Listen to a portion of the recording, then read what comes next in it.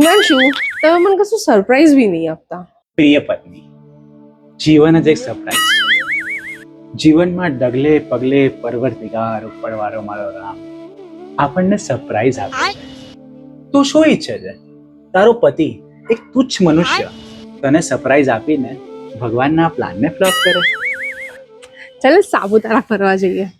રામ મહેશ્વરી, તને ખબર છે 2 મહિના પહેલા લોકો ભારતથી પ્રોટેસ્ટ જોવા માટે અમેરિકા ગયા હતા. કયા લોકો? એ તો ગૂગલ કરી લેજે. પણ તને ખબર છે થયું શું? ભારતમાં જ પ્રોટેસ્ટ થઈ.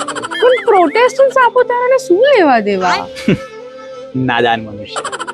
આપણે સાપુતારા જઈએ અને ભગવાન આપણા માટે અમદાવાદને સાપુતારા બનાવવાનો પ્લાન કરતા હોય તો તું ભગવાનના પ્લાન પર શંકા કરે છે. હિમાંશુ, તારા ટેબલ પર કેટલો કચરો છે, રોજ રોજ મોરે જ સાફ કરવાનો. મહેશ્વરી, વસ્તુનો કચરો સાફ થઈ જાય, પણ તે ક્યારે વિચાર્યું છે આ મનના કચરાનું શું?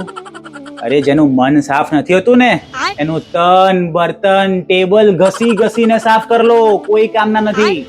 મન સાફ કરવા પર ધ્યાન આપ, મન સાફ કરવા પર ધ્યાન આપ. પણ તું મને કેમ કહી રહી છે? 5 minutes later. એ મહેશ્વરી, તે મમ્મી શું કીધું કે તમે ખાવા બનાવો? તે આ ઉંમરે મમ્મી ખાવા બનાવે યાર, તો તું શું કરે છે? હિમાંશુ, શરીર તો ખાલી માટીનું જ બનેલું છે અને ઉંમર તો ખાલી એક આંકડો છે. હવે તું જ મને કહે કે મમ્મી પોતાના હાથથી બનાવીને એક વહુને ખવડાવશે તો એ પુણ્ય તો મમ્મીને જ મળશે.